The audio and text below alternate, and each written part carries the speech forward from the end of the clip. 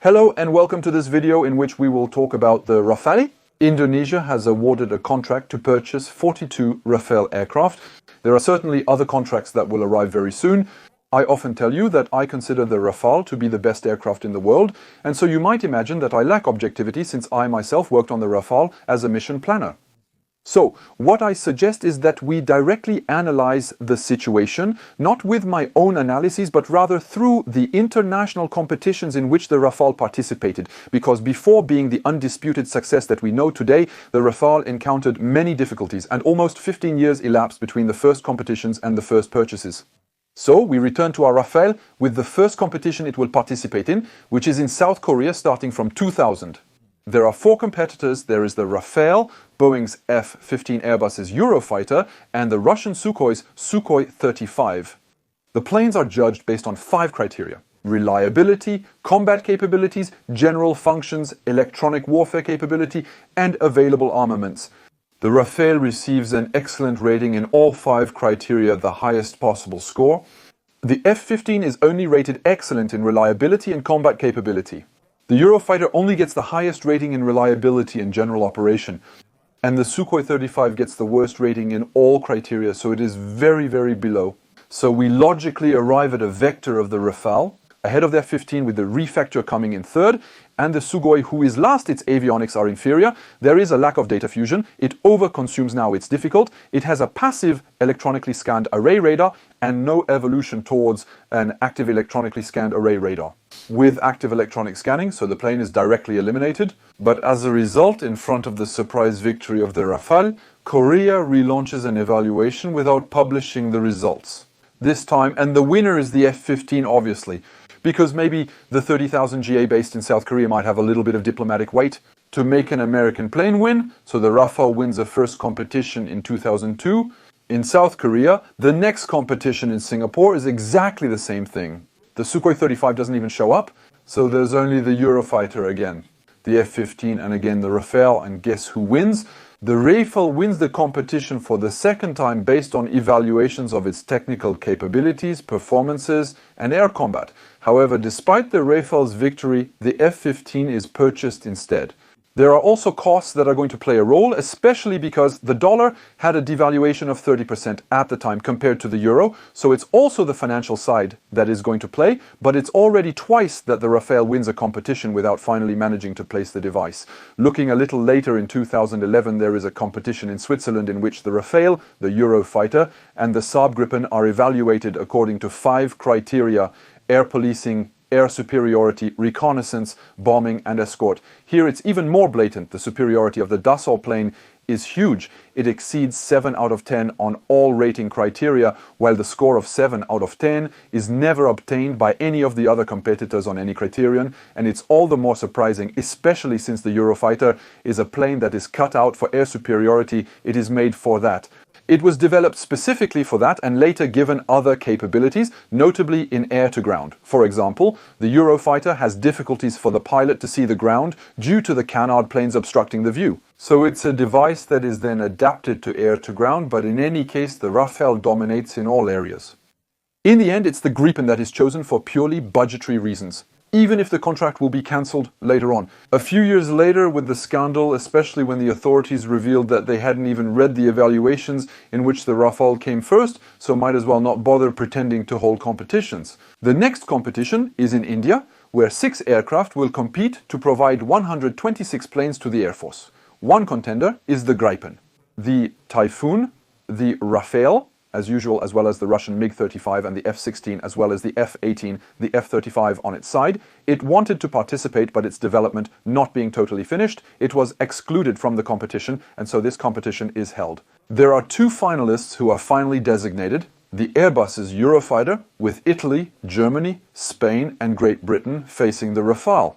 According to India, the Rafale has better flexibility in its missions, a lower unit cost to purchase as well as in life cycle, a reduced consumption which obviously increases its operational range, and the maintenance requirements are simpler than all its competitors. And another advantage is that it also has a naval version which may later be purchased by India, so it's the Rafale that wins again. This time the contract will go to its term. There is an order volume which is revised to only 36 aircraft instead of the 126 that were originally planned.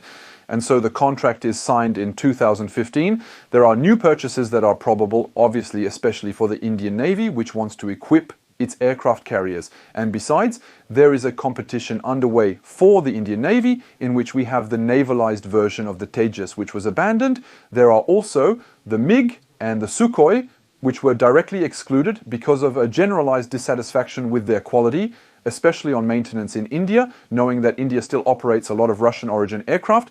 The navalized Gripen and the F-35 were eliminated because, for a security issue, India did not want to have a single-engine aircraft, and so finally only the F-18 and the Rafale remain, which both tried the ski jump, and logically, apparently, the Rafale would have done very well in these tests, so we will see if it's the Rafale or the F-18 that is finally purchased by the Indian Navy.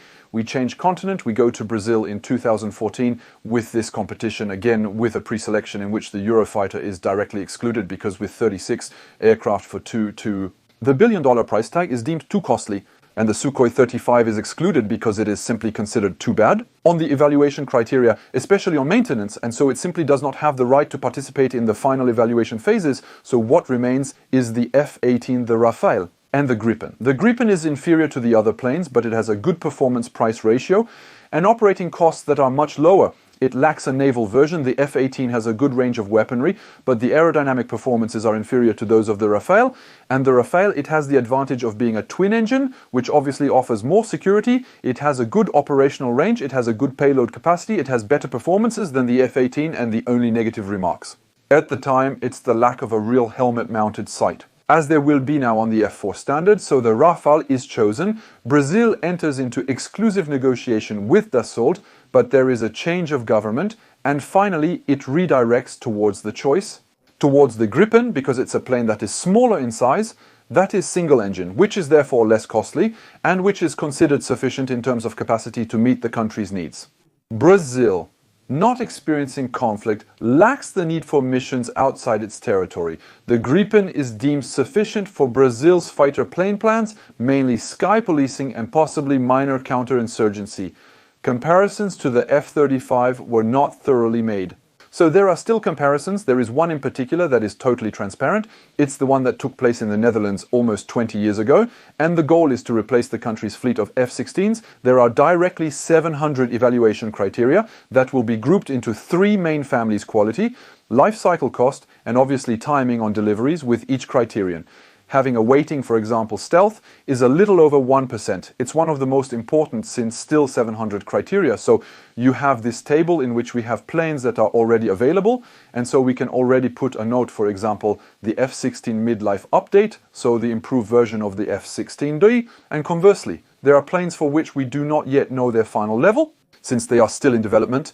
So there are three grades. A central grade, which is the most likely, the one that the plane will have to reach if its development goes correctly, a higher grade if the plane really meets all the requirements of its specifications, and sometimes we know that it is not totally the same level, and a lower grade if it encounters difficulties in its development. So we really have something that is factual and that compares all the planes: the Gripen, the F-18, the advanced F-16, the Eurofighter, the Rafale, and the Joint Strike Fighter. F-35, the Gripen, the F-16-5, and the F-18 are very largely surpassed by the Eurofighter in its Tranche 2, which gets a grade of 5.83, but especially by the duo Rafale and F-35, which are very, very far ahead, and there the scores are really tight. The American plane surpasses the French one simply at the F3 standard by only 0.02 points. It has 6.97 against only 6.95 for the Rafale, even though the F-35 is at the time just a paper plane. It's a vision of the future proposed by Lockheed Martin, hoping that it reaches this level. But given the development difficulties that we know today, we know that it still has hundreds of failures. We know that these requirements have been revised downwards. We know that the F-35 is rather at the bottom of this range. And so rather the Rafale, which is above this range, since it has further improved, if we redid this evaluation with the same criteria today, it is very clear that the Rafale at the F3R standard would be superior to the F-35.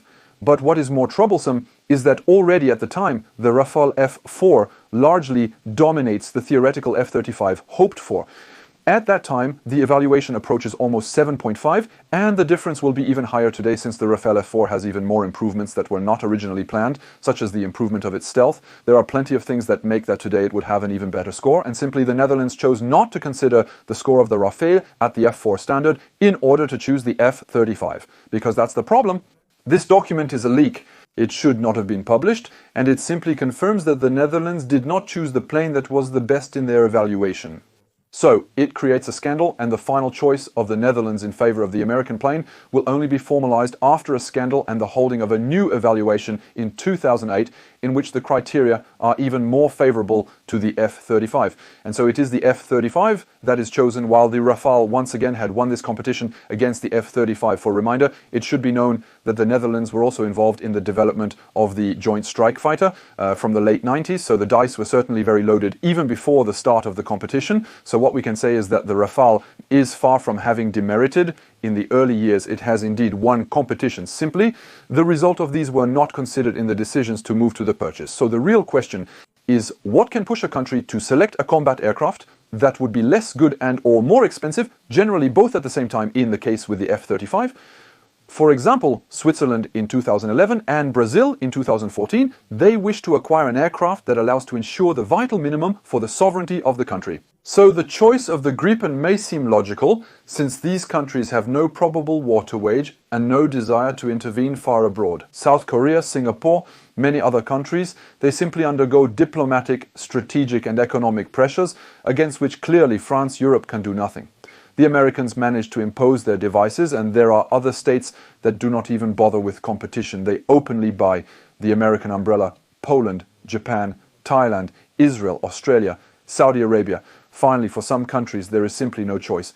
The F-35B, in its short takeoff and vertical landing version, is the only device available today for countries that have STOVL aircraft carriers, that is to say, which do not have catapults. The UK, Italy, South Korea and Singapore have now purchased the F-35 due to a lack of alternatives. And there were some evaluations that were simply so rigged that Dassault didn't even participate. This is the case, for example, in Belgium or Canada. And besides, Belgian politicians now simply acknowledge that the choice of the F-35 was made thanks to a weighting that was disproportionately advantageous to the F-35, simply to eliminate the other competitors. So Dassault did well not to bother wasting time in this competition.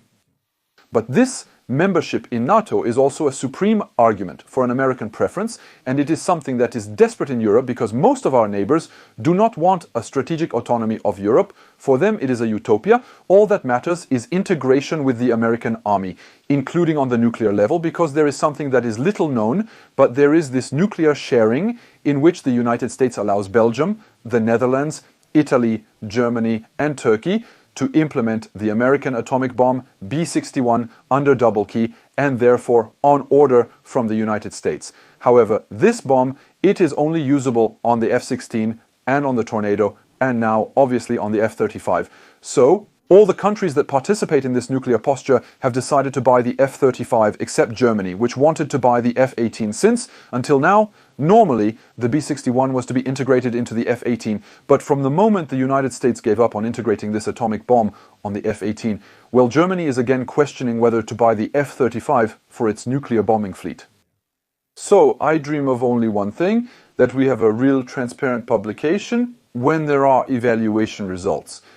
But to assume that the plane was poorly sold, or our neighbors did not buy Rafale, but it's not because the Rafale is less good, it's because they have nuclear commitments, or they wish to maintain nuclear postures, and simply they have no choice. So the main thing anyway is that Egypt has delivered the Rafale. The Rafale fighter jet remains the most exported plane in 2021, with 146 fighters sold to 4 countries, including 279 sales for export, 6 new orders from Greece, and 14 for Iraq.